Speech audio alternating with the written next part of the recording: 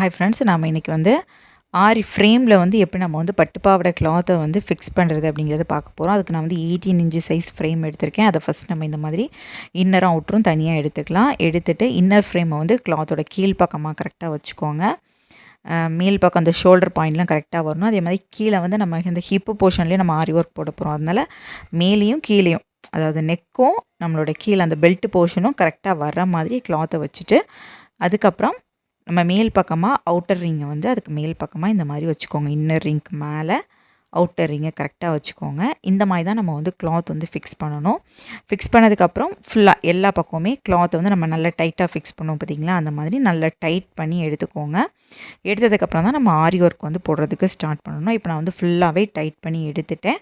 ரொம்பவே நீட்டாக கரெக்டாக வந்திருக்கு. நம்ம நீட்டாக ஃபிக்ஸ் பண்ணால் தான் ஸ்டிச் பண்ணும்போதும் சுருக்கம் எதுவுமே வராமல் நீட்டாக இருக்கும். சரிங்களா?